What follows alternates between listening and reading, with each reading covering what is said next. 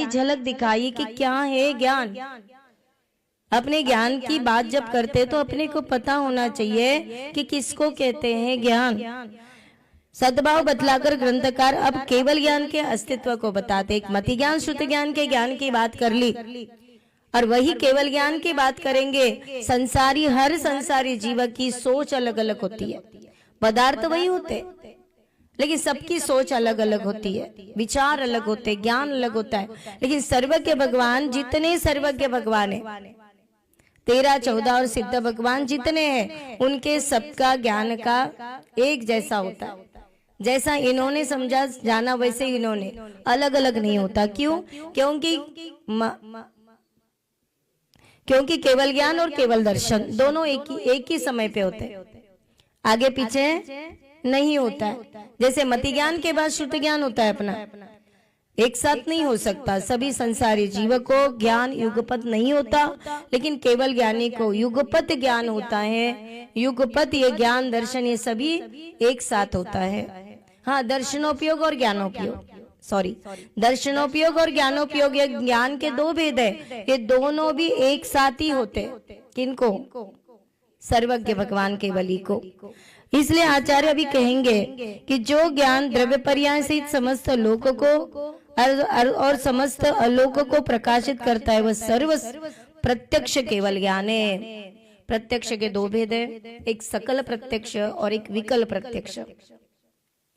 यहाँ पर विकल प्रत्यक्ष की बात ही नहीं की है, यहाँ पर सकल प्रत्यक्ष। सकल मतलब ये संपूर्ण विश्व के जितने पदार्थ हैं, उन सभी पदार्थों को जो जानने वाला आत्मा है, ऐसी कोई आत्मा है जो संपूर्ण पदार्थों को जानती। इतना ही नहीं, सभी पदार्थ के सभी अवस्थाओं को जानती, पदार्थों पर्याय को। इतना ही नहीं, हर वस्तु के गुण को भी उसी समय जानती।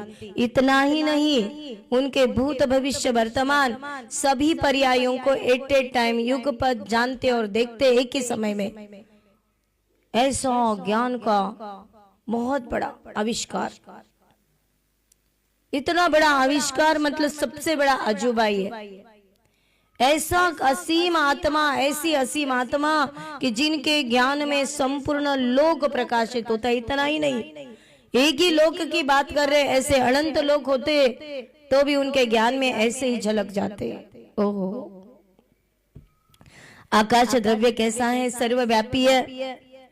जितना बड़ा विश्व है उतना आकाश द्रव्य, लोकाकाश हो या अलोकाकाश, सर्वव्यापी एक है। सब तरफ उनका अंत नहीं है। आकाश कहीं पे भी अंत नहीं होता है। अपने को ऐसा लगता है यहाँ देख के वो आकाश है ना, वहां नीचे टिक गया। आकाश कहीं टिकता नहीं है, उसको कहते हैं क्षितिज। जहाँ पे आकाश टिका हुआ दिखता है उसको क्या कहते हैं? क्षितिज कहते। अपन वहां गए तो वहां तो आकाश ऊपर दिखेगा और जहां से अपन निकले वहां पे आकाश टिके हुआ दिखेगा। लेकिन ऐसा नहीं होता है, इसलिए कहते हैं केवल ज्ञान में प्रत्यक्ष है। उस अनंत आकाश के मध्य में 343 राजू प्रमाण लोक है। उस लोक में कौन कौन है? जीव, पुद्गल, धर्म, अधर्म, आकाश और काल, ये 6 द्रव्य हैं। उन द्रव्यों की नर नारक वगैरह, द्वनुक, स्कंद वगैरह अनंत पर्याय है। जितने जीव उतनी पर्याय, इतनी ही पर्याय ने अनंत पर्याय एक व्यक्ति की। ऐसे सभी पर्यायों सहित तथा उन द्रव्यों की नरनारक, द्वनुक, स्कंद वगैरह अनंत पर्याय। लोक के बाहर सर्वत्र जो आकाश है वह अलोक कहा जाता है। वहां केवल एक आकाश द्रव्य लेता है। अलोक आकाश में कौन है? 6 द्रव्य में से कौन सा द्रव्य है? एक आकाश द्रव्य ही है। उसमें भी अगुरु लघु गुणकृत हानि वृद्धि होने से उत्पाद व्यय और द्रव्य रूप पर्याय होती है। इन द्रव्य पर्याय सहित लोक अलोक को जो प्रत्यक्ष जानते हैं द्रव्य पर्याय गुण पर्याय सहित जो जानते वही केवल ज्ञान है। इसलिए कहा कि तीनों लोक के सभी पदार्थों को उनके गुण पर्याय सहित अनंत गुण पर्याय सहित जो एट ए टाइम युगपत जानते और देखते हैं उसको केवल ज्ञानी कहते हैं। उनके ज्ञान को केवल ज्ञान कहते हैं। तत्वार्थ सूत्र में भी सब द्रव्यों और सब द्रव्यों की त्रिकालवर्ती सर्व पर्यायों को केवल ज्ञान विषय बतलाता है। कौन सा सूत्र है? सर्व द्रव्येषु केवलस्य, है ना? सर्व द्रव्य पर्यायेषु केवलस्य। और एक दूसरे ग्रंथ में केवल ज्ञान को नमस्कार करते हुए क्या कहा है? केवल ज्ञान क्षायिक है। क्षायिक क्यों कहा? इसलिए कहा कि वो अभी एक बार प्रकट हो जाने के बाद कभी केवल ज्ञान डिलीट होता नहीं है। अनंत काल तक वो केवल ज्ञानी ही रहेंगे, है ना? इसके बाद में बताया उसके साथ अन्य मति श्रुत आदि ज्ञान नहीं रहते। केवल ज्ञान के साथ मति ज्ञान श्रुत ज्ञान है क्या? अवधि ज्ञान मनपरे ज्ञान है क्या? वो ओनली पीस है, एक ही। क्योंकि ये ज्ञान क्षायिक क्षमिक है। मति ज्ञान श्रुत ज्ञान अवधि ज्ञान वगैरह कैसे है? क्षायिक क्षमिक ज्ञान है और केवल ज्ञान क्षायिक ज्ञान है। अर्थात ज्ञानावरण कर्म के रहते हुए त्रिकालवर्ती सब पदार्थों को एक साथ अकेला ही नहीं, एक मिनट, रहते हुए ही होते हैं। केवल ज्ञान उसके चले जाने पर होता है। कौन से? मति ज्ञान श्रुत ज्ञानावरण कर्म वगैरह चले जाने पर ही ये ऐसे ज्ञान होते हैं, केवल ज्ञान। अतः केवल ज्ञान सूर्य की तरह अकेला ही होता है, उसको कोई साथी होने की जरूरत नहीं, वही अकेला पावरफुल है। त्रिकालवर्ती सब पदार्थों को एक साथ प्रकाशित करता है। क्षायिक होने से ही उनका कभी अंत नहीं होता, अर्थात एक बार प्रकट होने पर वह सदा बना रहता है। केवल ज्ञान कभी नष्ट नहीं होता या फिर पुराना नहीं होता, क्योंकि उसको ढकने वाला ज्ञानावरण कर्म नष्ट हो चुका है। अतः वह समस्त सुखों का भंडार है। कौन? केवल ज्ञान संपूर्ण सुख का भंडार है।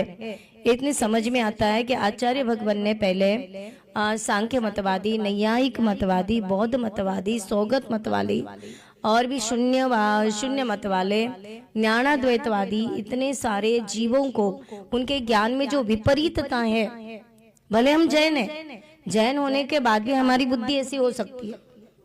उसमें ऐसा नहीं होता है कि जैन है कि हिंदू है कि मोमेडियन है, ऐसा कोई भेद नहीं किया। जिनके बुद्धि में वस्तु की गड़बड़ है उनको उस डब्बे में डाल दिया, ये सांख्यवादी। भले अपन जैन होने के बाद भी जैनों को भी उसी डब्बे में चार्वाक मत आया था अपने पास में। ये सबको उन्होंने कहकर ज्ञान की विशुद्धता या वस्तु व्यवस्था को बतलाकर उन्होंने गलती कहाँ पर है या आचार्य भगवान ने सामने रखी। तुम ऐसा करो, तुम ऐसा करो, ऐसा नहीं बताया, लेकिन गलत है या सच है ये बता के उन्होंने ज्ञान की महिमा वाली अपन ने दो गाथा देखी कि ज्ञान किसे कहते हैं और मति ज्ञान श्रुति ज्ञान का क्या प्रभाव होता है, केवल ज्ञान कैसे होता है। उन्होंने ग्रंथ के माध्यम से, अपनी ज्ञान के माध्यम से और सर्वज्ञ भगवान की वाणी को यहाँ पे रखा है। आगे की गाथा। सौवम जानति जम्मा सौवगयं तं पिबुच्यते तम्मा नय पुनः विसरदीनाणं जीवं चैवूण अन्नतो। आचार्य भगवान कहते हैं कि आगे ज्ञान को सर्वगत कहते हैं। यत ज्ञान समस्त लोकाकाश को जानता है, उनके जैसा सर्वगत नहीं। उन्होंने सर्वगत माना था, ऐसा माना था कि एक भगवान है और इस भगवान के अपन बच्चे हैं। बराबर? भगवान के बच्चे होते हैं क्या? बोले नहीं, कहने के लिए। आप हम नहीं कहते कि माता जी आप बड़े हो, हम आपके बच्चे हैं, हम आपके शिष्य नहीं बोलते क्या माता जी? आपके क्या बच्चे क्या हम? वैसे भगवान के, अरे वो वैसा कहना अलग। अब कहते हो कि एक ब्रह्मा है, एक भगवान है और उस भगवान के हम अंश है। हम कुछ नहीं करते, भगवान कराता है हमसे, इसलिए मर्डर होते। वो कहते हम थोड़ी करते, भगवान हमसे करवाता है। हम थोड़ी गलत काम करते। भगवान कोई गलत काम करवाता नहीं है। भगवान को क्या पड़ी है, वो तो ज्ञाता दृष्टा, देखने और जानने वाले हैं। हम उनके माध्यम से वैसे बनने की कोशिश करने के लिए प्रतिमा रखते हैं। एक समय पे वो भी संसारी थे, एक समय पे वो भी रागी द्वेषी थे, एक समय पे कर्म से सहित थे, लेकिन उनको ये ज्ञान हो गया तो धीरे धीरे तप किया, ध्यान किया, ज्ञान की महिमा समझ ली और एक दिन वो भगवान बन गए।